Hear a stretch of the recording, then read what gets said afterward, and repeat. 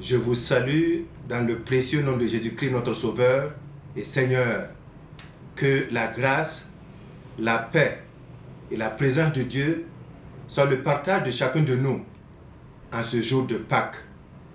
Frères et sœurs, il est vrai qu'en cette année 2020, nous n'aurons pas l'occasion de nous retrouver dans nos lieux de culte, dans la maison de prière, pour célébrer la fête de Pâques, comme nous avons l'habitude de le faire. Mais à vous tous qui aimez le Seigneur, à vous tous qui le servez d'un cœur pur, d'un cœur sincère, à vous qui attendez le retour du Seigneur, le fait de ne pas pouvoir nous retrouver n'annule pas la célébration de la fête de Pâques. Le fait de ne pas pouvoir nous retrouver n'enlève rien à la vérité de la parole de Dieu, car la parole de Dieu est là, disponible pour toi, disponible pour moi, disponible pour nous. En ce mois d'avril 2020, et compte tenu de la réalité que nous connaissons, qui secoue le monde entier, à savoir cette épidémie, qui est devenue une pandémie parce que touchant la grande majorité de notre terre, nous voulons en ce jour de Pâques encore nous appuyer sur la parole de Dieu pour nous encourager à tenir ferme, pour nous encourager à lever les regards vers Jésus, notre Sauveur et notre Seigneur, pour nous encourager à garder la foi. Parce que le malheur vient, le malheur passe, mais la parole de Dieu demeure éternellement. C'est pourquoi, en ce jour de Pâques, nous voulons encore lire quelques versets de la parole de Dieu et tirer des informations utiles pour notre foi, pour notre marche et pour le combat dans lequel nous sommes engagés. Nous lisons ensemble un texte que vous connaissez qui se trouve dans le livre de l'Exode, au chapitre 12. Nous lisons seulement les versets 11, les versets 12 et les versets 13. Et dans ces trois versets, nous allons ensemble tirer des informations pour nous encourager à regarder à Jésus, à compter sur Jésus. Nous faisons la lecture. Exode chapitre 12, verset 11, verset 12 et verset 13. Au verset 11, il est dit: quand vous le mangerez, c'est l'agneau pascal. Quand vous le mangerez, vous aurez vos reins sains, vos souliers aux pieds et votre bâton à la main. Et vous le mangerez à la hâte. C'est la Pâque de l'Éternel. Cette nuit-là, je passerai dans le pays d'Égypte et je frapperai tous les premiers-nés du pays d'Égypte, depuis les hommes jusqu'aux animaux, et j'exercerai des jugements contre tous les dieux de l'Égypte. Je suis l'Éternel. Le sang vous servira de signe sur les maisons où vous serez. Je verrai le sang et je passerai par-dessus. Je verrai le sang et je passerai par-dessus vous, et il n'y aura point de plaie qui vous détruise quand je frapperai le pays d'Égypte. Gloire à Dieu. Notre prière est que Dieu, par cette parole, puisse toucher les uns et les autres, puisse encourager les uns et les autres. Comme nous venons de le dire, impossible de nous réunir. Cependant, nous restons convaincus que Dieu, même dans ce temps d'impossibilité de nous réunir, demeure le même hier, aujourd'hui et éternellement. En temps de paix, Dieu est là avec nous. En temps de guerre, Dieu est là avec nous. En temps de coronavirus, Dieu est présent avec nous et pour nous. Et en temps de bonne santé, Dieu est encore là avec nous et pour nous. La parole de Dieu nous enseigne que Dieu est avec nous tous les jours jusqu'à la fin du monde. Il est le bon berger qui a donné sa vie sur la croix du Calvaire afin que nous soyons là encouragés, protégés, convaincus qu'il est notre protection et que nous pouvons, même en cette période de pandémie, demeurer fermes, courageux, ayant les yeux fixés sur Jésus, l'auteur et le consommateur de notre foi. Alors que les enfants d'Israël étaient en esclavage en Égypte, alors que les conditions de vie des enfants d'Israël en Égypte devenaient de jour en jour difficiles, alors que les conditions de vie devenaient de jour en jour insupportables et que la souffrance devenait au-delà des capacités des hommes, Dieu a entendu, Dieu a reconnu, Dieu a vu la nécessité d'intervenir pour sauver les enfants d'Israël. Et Dieu décida en ce moment précis d'intervenir pour délivrer, d'intervenir pour donner du repos à ses enfants.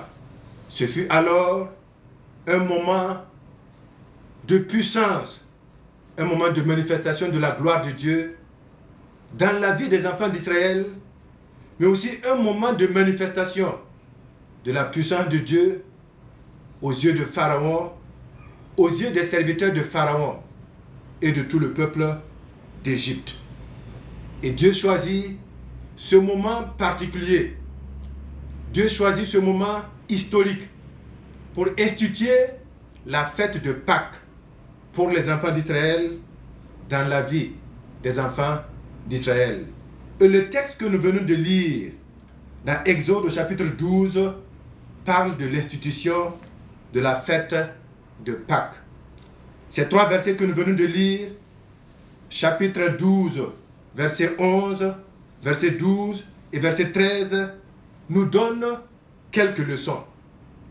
Et nous voulons les partager afin de nous encourager, afin de nous fortifier et de nous aider à tenir ferme dans ces moments difficiles. Frères et sœurs, amis de la vérité de la parole de Dieu, ces trois versets nous donnent des informations utiles pour notre marche chrétienne, surtout en ce temps de coronavirus où le monde est en panique, où les repères d'hier ne sont plus des vérités aujourd'hui. Première information, nous la trouvons au verset 11. Exode chapitre 12, verset 11.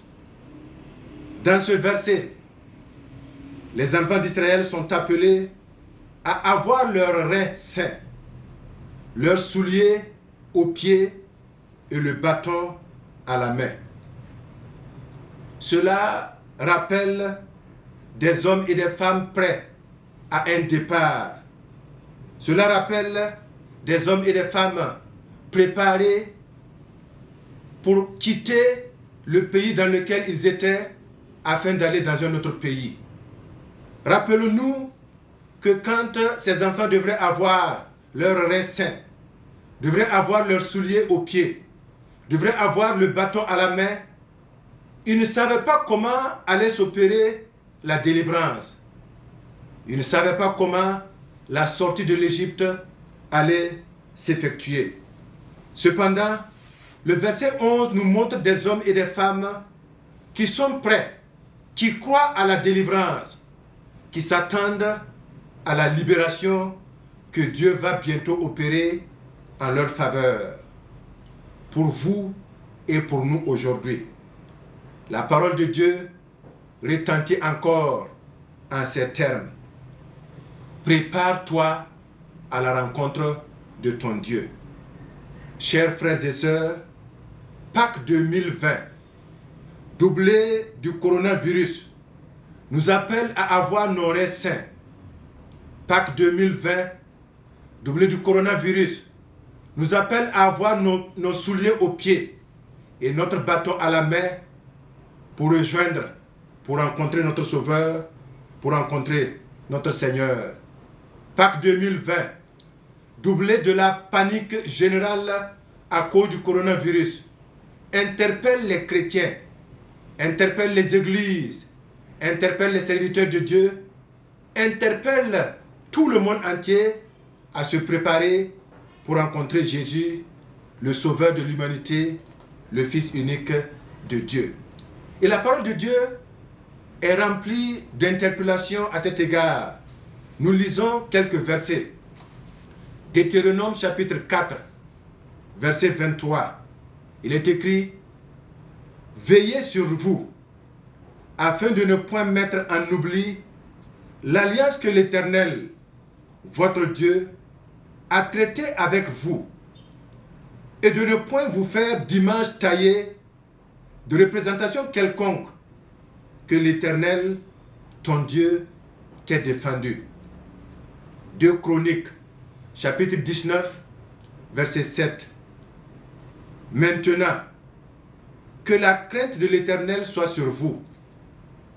Veillez sur vos actes, car il n'y a chez l'Éternel, notre Dieu, ni iniquité, ni égard pour l'apparence des personnes, ni acceptation de présent. Frères et sœurs, la Bible est pleine d'interpellations, d'appels à la préparation, d'appels à être prêt pour rencontrer notre Sauveur, notre Seigneur. Matthieu chapitre 26, verset 41 nous dit: Veillez et priez, afin que vous ne tombiez pas dans la tentation. L'esprit est bien disposé, mais la chair est faible. Marc chapitre 13, verset 35.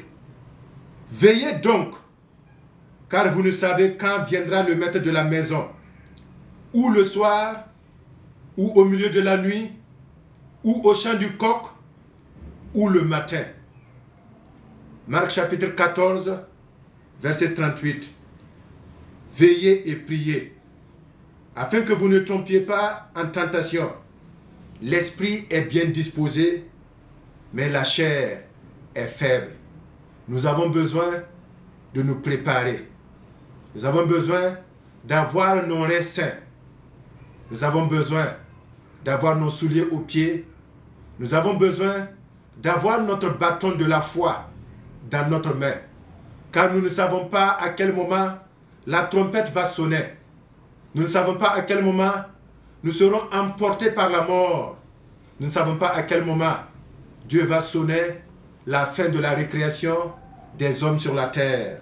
C'est pourquoi le docteur Luc, dans l'évangile de Luc au chapitre 21, verset 36, accentue en nous disant: Veillez donc et priez en tout temps, afin que vous ayez la force d'échapper à toutes ces choses qui arriveront et de paraître debout devant le Fils de l'homme. Hébreux chapitre 12, verset 15.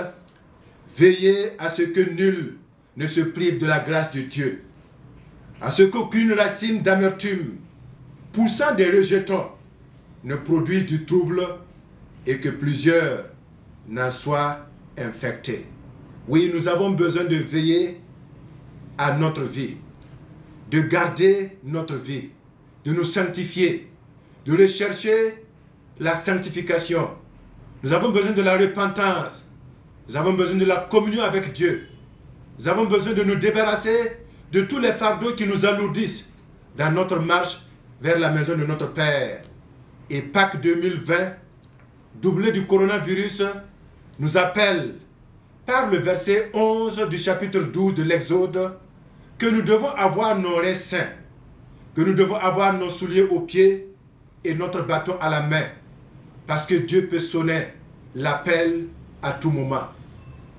1 Pierre chapitre 5 verset 8, Pierre nous dit: Soyez sobres, veillez. Votre adversaire, le diable, rôde comme un lion rugissant, cherchant qui il dévorera. Frères et sœurs, que personne ne se laisse dévorer, que personne ne se laisse divertir, que personne ne soit en reste. Levons les regards vers Jésus. Gardons la foi. Accentuons notre recherche de communion avec Dieu, afin que, quelle que soit l'heure à laquelle la trompette va sonner, que nous soyons prêts pour rencontrer notre Dieu. Exode chapitre 12, verset 11, prépare-toi à la rencontre de ton Dieu. Exode chapitre 12, verset 12. Deuxième point, au verset 12, Dieu annonce qu'il exercera des jugements contre les dieux de l'Égypte. C'est vrai, nous pouvons le voir, mais nous allons parler de nous-mêmes aujourd'hui. Pour nous aujourd'hui, le jugement de Dieu contre les idoles, le jugement de Dieu contre toutes les choses qui étaient en train de prendre la place de Dieu dans la vie des hommes. Ces choses-là sont aujourd'hui en train d'être jugées par Dieu. C'est vrai, l'argent était en train de prendre la place de Dieu dans le cœur de l'homme. C'est vrai, la puissance économique, la puissance militaire, la domination des nations puissantes sur les nations faibles, les droits de l'homme, oui, la liberté de l'homme, ces choses étaient en train, petit à petit, mais irréversiblement, de prendre la place de Dieu dans le cœur de l'homme. Certains pensaient que l'argent les sauverait quand le danger viendrait. Le jugement de Dieu, que nous pouvons appeler aujourd'hui coronavirus, a montré que l'argent n'a pas de puissance, que l'argent ne peut pas nous sauver. Les riches et les pauvres sont victimes et l'argent ne peut rien faire pour garder notre vie, pour préserver notre vie contre le danger du coronavirus. Frères et sœurs, le Dieu de la technologie, le Dieu de la science avec toute la connaissance, le Dieu de la supériorité des nations sur les nations faibles, le Dieu de la richesse, le Dieu de l'indépendance de l'homme vis-à-vis de Dieu, l'homme qui rejette Dieu, le Dieu de l'humanisme, oui, le Dieu de la puissance militaire. Tous ces dieux sont vaincus rien que par un petit virus qui est apparu depuis quelques mois et qui a mis en branle toutes ces idoles sur lesquelles nous comptions, toutes ces idoles sur lesquelles nous pensions pouvoir nous reposer, nous pensions pouvoir nous appuyer en temps de danger. Tous ces dieux qui ne sont rien d'autre que des idoles sont vaincus par un petit virus et l'homme aujourd'hui ne sait à quel saint se vouer.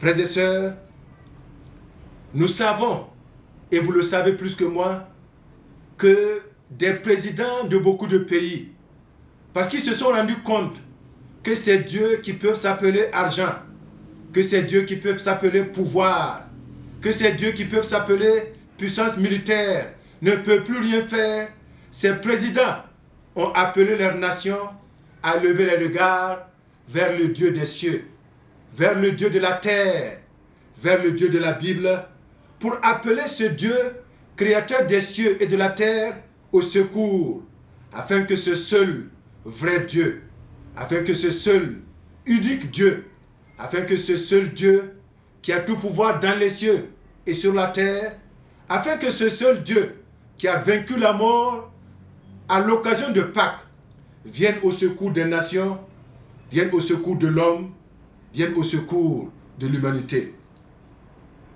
Frères et sœurs, un seul Dieu peut nous sauver. C'est le Dieu qui s'est révélé aux hommes dans la nature. Frères et sœurs, un seul Dieu peut nous sauver.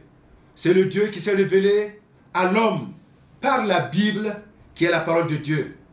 Frères et sœurs, un seul Dieu peut nous sauver. C'est le Dieu qui s'est manifesté par Jésus-Christ, le Fils unique de Dieu, qui est venu sur la terre, qui a vécu avec les hommes, qui a été rejeté, crucifié, qui a été enterré, mais au troisième jour, Jésus s'est réveillé de la mort, Jésus est ressuscité, et tout pouvoir lui a été donné dans les cieux et sur la terre.